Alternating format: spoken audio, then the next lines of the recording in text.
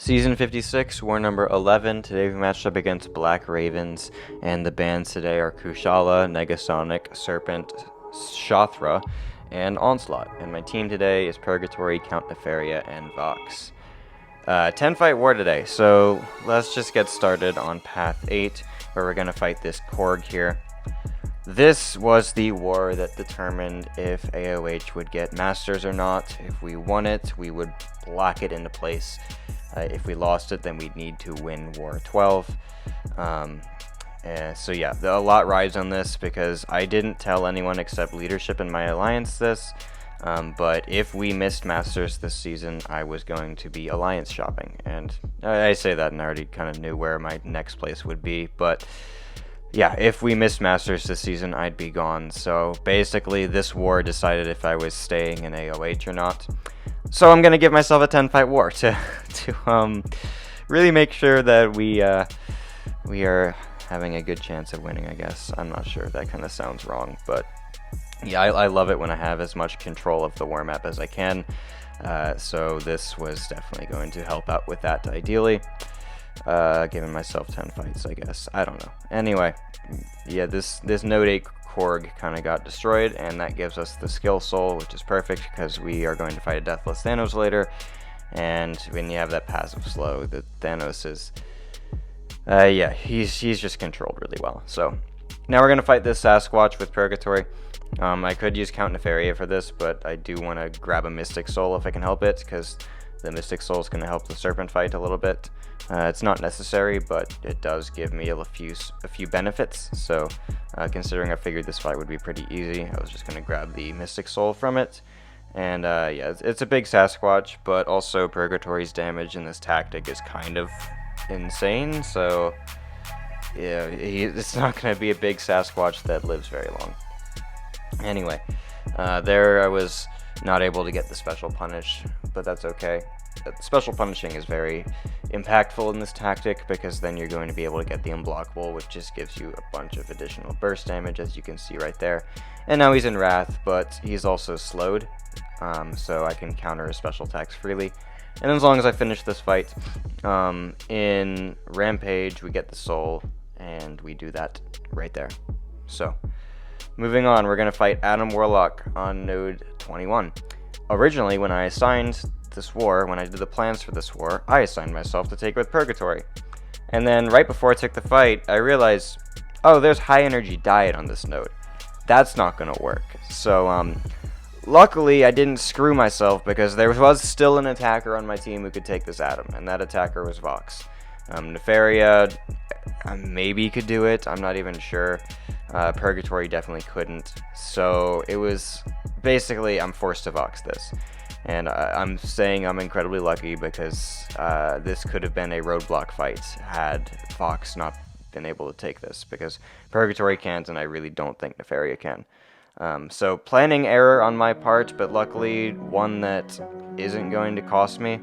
I'm trying to get an opening to save those degens, but he doesn't let me get it, so instead we're just gonna hit him with basic attacks, and he's almost dead, so like it wasn't a big deal. Like this Adam has tactic, so we have to worry about the unblockables sometimes, but he's also reaching 1 bar of power relatively often, so if I can just bait a special and do the decks and stuff, then it's not a big deal. Alright, now we're going to fight this Onslaught on node 28. This is a rank 4 Onslaught, and he's got a lot of regen, but a lot of regen is eventually going to get controlled by Purgatory's Neutralize. It would also get controlled by the Cosmic Soul, nullifying a buff whenever I got a bar of power, had I been able to take the Atom, which again was the original plan. But we do not have that luxury due to the fact that I realized last second, yeah, Purgatory is not going to work for this. So we are going to have to deal with a lot of regen at the start of the fight, but eventually we're going to get into enough neutralize inflictions that it's going to be fine, and the regen's not going to be a problem. Purgatory isn't metal. She does play very aggressive, meaning you're often going to get a lot of narrows on you, but she also has 40% base energy resist. So the narrows hurt a lot less than they would for some other champs. I thought I dashed in to counter a special, but my input didn't register, so just decided to stand back at that point. And he's still got a lot of health, and we're only a minute in, but those neutralizes are almost getting to 100%, so we're going to have the fight under very good control pretty soon. And the damage is about to just go pretty insane. So yeah, another special 2 there. He throws the special. And most important thing in this fight is to lock in the Mutant Soul. Mutant Soul is extremely impactful for the Serpent that we're going to be fighting, so I really want to get it. And here I made a mistake. I made 2 mistakes, actually. One, I need to be in Rampage to actually capture the soul. The alternatives are as follows. Kill the defender with a special, which is what I'm trying to do. As you can see, I'm spamming parry here to get a power gain, to reach 1 bar of power.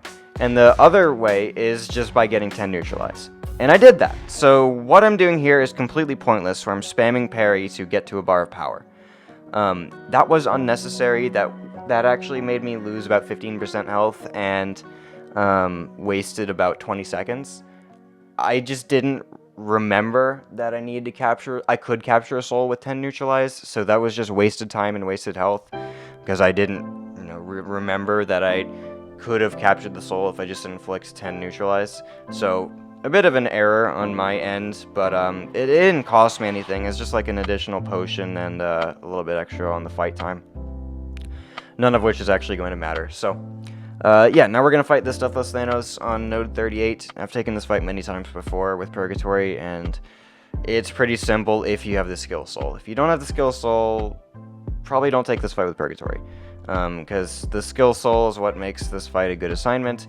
You're going to place a passive slow every time that degen triggers immunity. Also, if an armor break or incinerate from Purgatory's kit trigger immunity, so if she had the tech soul for an armor break, that would do it. If you inflict incinerate from your second medium, which also power drains you, that would also trigger the slow, assuming he's debuff immune, obviously. So yeah, everything is going fine. He's gonna die in almost a minute. I dropped a special 2 into protection there, a bit like an idiot, but it's okay, it's fine. He's still slowed, and I'm gonna go for another special 2 here into the smaller protection.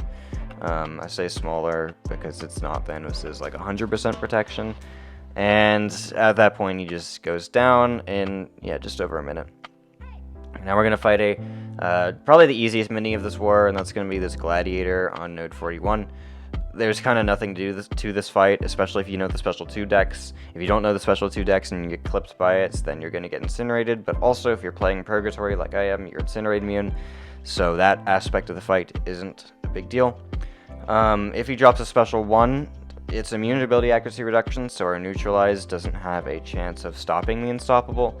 However, if we cross a bar of power, we can trigger nullify due to fighting a cosmic, which is what happened. Not right there, actually. That was the stagger from my Ghost Rider Relic. Run Ghost Rider Relic with Purgatory. It is super good. It gives you that stagger. It also gives you extra degen potency. It's by far the best relic for Purgatory. And absolutely run your highest rarity Ghost Rider Relic if you plan on playing Purgatory a lot. Alright, now we're going to fight this Werewolf by Night on node 38. Not 38, 43. You saw Unfazed trigger at the start of the fight. That's only going to happen once, and I'm going to intentionally be evading even with Unfazed in play, because I genuinely don't care. When I'm playing Nefaria in War, I usually don't even care about Unfazed. I will evade like heck anyway, because of the fact that if we get punished, we have a bajillion resistances, because his physical and energy resist is insanely high. We also have Inequity in play, so if Unfazed somehow catches me, I don't care. I'm still going to be evading to both place more energy buildup, and if it's a special attack, place the energy vulnerability, which almost doubles our damage. So, in my mind, it's worth playing into Unfazed, and I think, I'm not going to say this is the only war. I rarely take Nefaria to war without the synergy with Iron Man that helps counter Unfazed. I did this war because I needed Vox on my team. So yeah, anyway, that happened, and he's dead already. But I wouldn't have had an Unfazed counter this war. I didn't have an Unfazed counter this war, but my Unfazed counter, if I ran the Iron Man synergy, would have just made it even more free to go for the evades. So, now we're going to fight the Serpent on node 46. This is probably like my 5th time taking this fight. I died to it once because of entirely player error. It's just a stupid mistake on my part, and this time I'm going in with guns a-blazing. I'm like, yeah, this Serpent is not going to get me again. As long as I have the fight under control, then he's just going to go down. I'm only running 150% power back boost because I am out of 200% and they haven't reset yet. However, that's not going to be an issue in this fight at all. Gonna go for a special 2 here right before I get into Rampage, which it would have been better if I could have been in Rampage, but it's okay. And then I get a parry there, which is gonna put me in Rampage. So double medium here, go ahead and self-power drain myself so I can get to that 2 bars instead of 3. And then I'm gonna go for another special 2 right here. Not right here. I'm gonna self-power drain, then special 2. I'm gonna make a big mistake later in the fight. I'm gonna call it out as soon as it happens. But it could have cost me, maybe not. Let me see it on the replay again. I think it's like 5 seconds from now. I'm gonna make a big error, and no, it's not. It's actually later in the fight. My bad. Okay, so we're gonna go for a. Oh, it's right here. I self-power drain, dropped the special 2, and fear was on me, so it wouldn't have gone unblockable. But Purgatory's special 2 pushed Serpent far back enough to where he couldn't counter me before I recover. So I don't think it was possible to get hit there and lose my invul because of the spacing, but also, yeah, that was bad. So anyway, death immunity, we already went through that phase, never mind. Okay, so yeah, he goes down, and we didn't die to him again, so that's nice. Next is a fight that I uploaded yesterday, but I didn't actually talk over it. This is Count Nefaria versus 48 Photon. I tried a couple different assignments for this fight, and it was just a struggle for a lot of people, so I was like, you know, I feel like I could count Nefaria this, because I use Nefaria versus Photon all the time, and while Safeguard is a little bit of an enemy for Nefaria, because he does like some big yellow numbers on his basic attacks, we're still going to do a good bit of damage, and no, I say good bit, but like a lot of damage, because we're able to get the energy vulnerability constantly due to Photon's SP1. And we have pretty insane energy resist, to where when we block those special ones, it's kind of just tickling. As you can see, like, watch what happens when I block the next one. There we lost like 4%, and then we're regenning some of it back, which some of the regen's getting prevented via despair, some of it's getting reversed via the petrify from personal kit. That might not be happening actually. This Photon, I can't tell if she's running willpower or not. If this Photon is running willpower, we are siphoning it. If not, then nothing's really happening. Anyway, it doesn't really matter if they're running willpower or not. Generally, people do run willpower when they're placing Photon on defense, so that they can actually have the Inequity Mastery that comes next with it, because Inequity makes Photon a much better defender and attacker. But so yeah, most of the time you're going to fight Photons that have the Willpower Mastery active, also Inequity. But I can't really tell with this one. The numbers are just so chaotic to where I'm not really looking at it that much. I think she's running willpower, but all that talk about willpower and the defender's dead. So yeah, we finished with 83%. 100% would take that fight again, and yeah, I'm glad that went well for me. Okay, last fight of the war. This is against Sentinel on the boss node, and I'm taking this with Vox. Reason I'm taking this with Vox. Vox is the champion I would send to Sentinel bosses first. There are other counters to it, like Shuri and Beta Ray Bill. However, Vox would be my first choice 90% of the time. That might be a hot take, but it's how I plan. So anyway, we only have 2 rank 3 Voxes in my PG. One of them had a team slot of 3 fill up really fast, couldn't fit Vox, so I'm like, I'll just do it myself, that's fine. So, strategy, we're pushing Sentinel to a special 3 early, on purpose. That way we can get his regen out of the way. Meaning, if he drops a special 3 during his final 20% phase with the armor, at that point, he can't regen again. So ideally, I invul tank it, and then it's okay because he's not going to reset everything. Except that plan goes out the window right there because I get called on my dash back and my invul is just gone. So now if he drops a special 3 again, I might just die and that might all be wasted.